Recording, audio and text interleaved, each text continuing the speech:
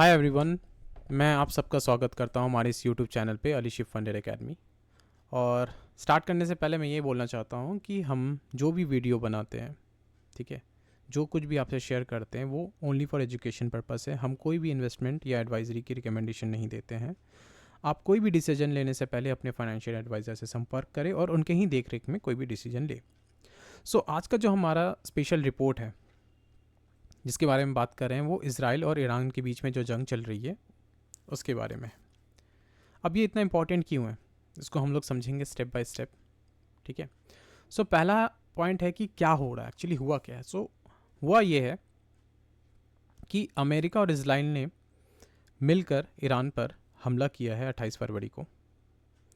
उनके बहुत से शहरों पे उन्होंने अटैक किया और इसके जवाबदेही में ईरान ने भी इजराइल और गल्फ़ के कुछ देशों सऊदी अरब, यूएई, यहाँ पर भी उन्होंने भी अटैक किया है, वापसी अटैक किया है। अब इजराइल ने तो इमरजेंसी डिक्लेयर कर दी है, ठीक है, बहुत सारे फ़्लाइट भी कैंसिल हो चुके हैं। और इस अटैक में ईरान के जो सुप्रीम लीडर थे उनकी भी मृत्यु की घोषणा की गई है। अब इससे क्या इफ़ेक्ट पड़ सकता है, अब आगे क्या हो सकता है ये देखना भी ज़रूरी है। क्या वॉर कंटिन्यू रहेगा या फिर बंद भी हो सकता है। डिपेंड करता है, क्योंकि अब उनके सुप्रीम लीडर रहे नहीं और उनके जगह किसी और ने जगह ली है। हमारा व्यू क्या होना चाहिए यहाँ पे, मार्केट को हम किस तरीके से देखेंगे, किस तरीके से समझेंगे, इस पे ही हम बात करेंगे। ठीक है। सबसे इम्पॉर्टेंट पॉइंट है कि स्ट्रेट ऑफ हॉर्मुज़, ये सबसे इम्पॉर्टेंट पॉइंट है। क्यों?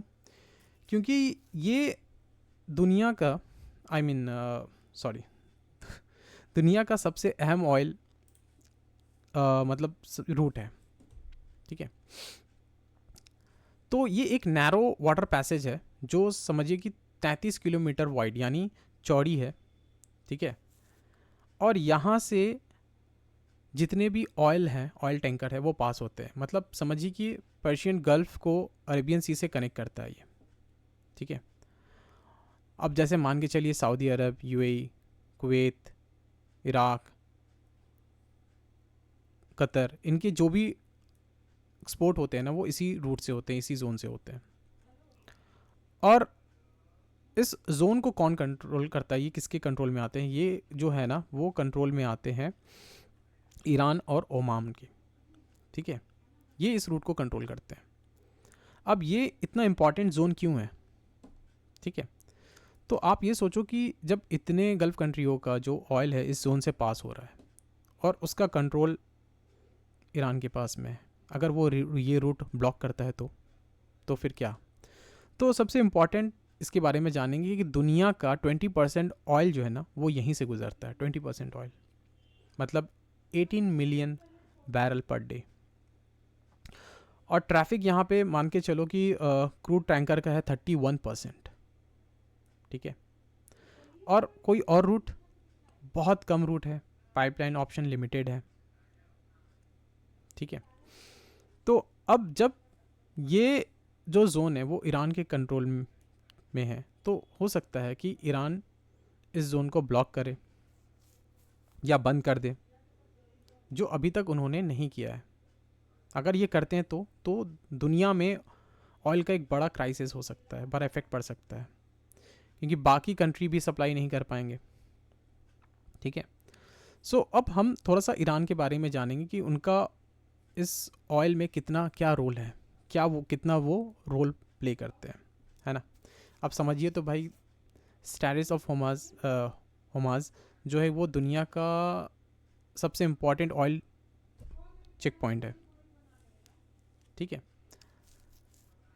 ऑलरेडी देखिए, डेली प्रोडक्शन जो है ना, ईरान जो है ना OPEC का मेंबर है। दुनिया के टॉप 10 तेल प्रोड्यूसर में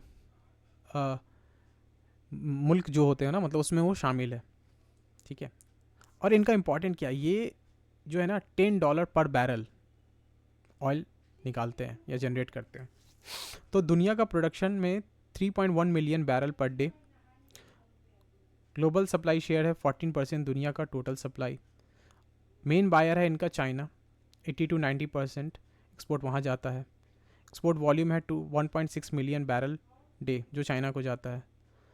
प्रोडक्शन कॉस्ट कितना, सबसे कम प्रोडक्शन कॉस्ट है जो है $10, $10 बैरल, दुनिया में सबसे सस्ता। ठीक है, सो ये पूरा रिपोर्ट है, आप चाहो तो ये पूरा रिपोर्ट आप डाउनलोड कर सकते हो, आपको मिल जाएगा।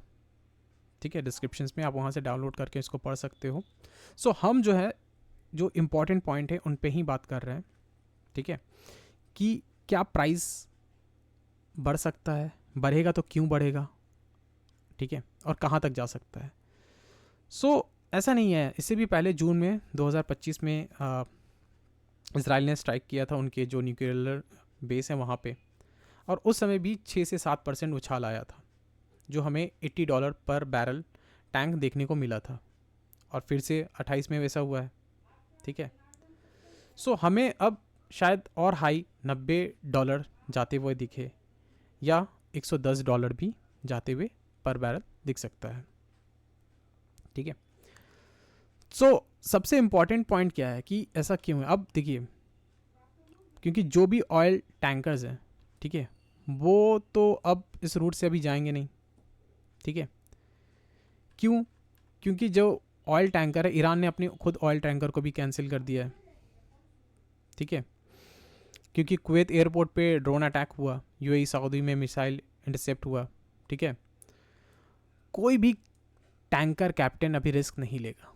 क्यों, क्योंकि इंश्योरेंस कैंसिल हो रही है शिप की, बिना इंश्योरेंस कि कोई भी शिप नहीं चलाएगा। ठीक है, यानी इफेक्टिवली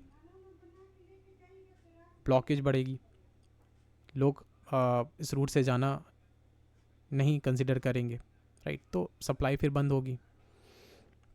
तो इससे फिर हमें ऑयल में प्राइस को बढ़ते हुए देख सकते हैं।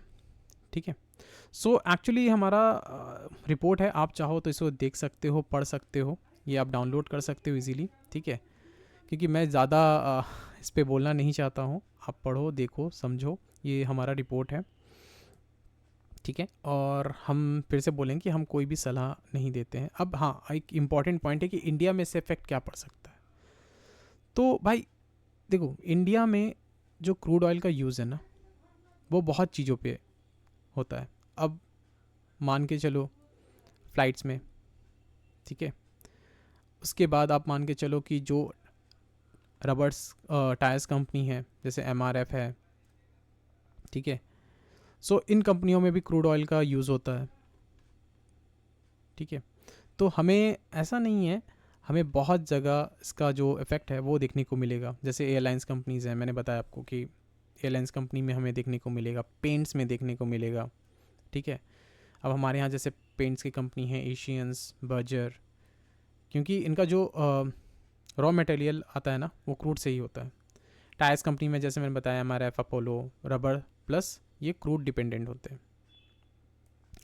ठीक है, तो आज के लिए ही हम इस पे ही बात करते हैं। आप चाहो तो ये रिपोर्ट पढ़ सकते हो। ठीक है, और आपको अच्छा लगे तो प्लीज़ वीडियो को लाइक करो, सब्सक्राइब करो, शेयर्स करो। ठीक है, और हमारे साथ जुड़े रहो, तो हम इस तरीके के अपडेट आपके लिए हमेशा लेते आएंगे। Thank you so much.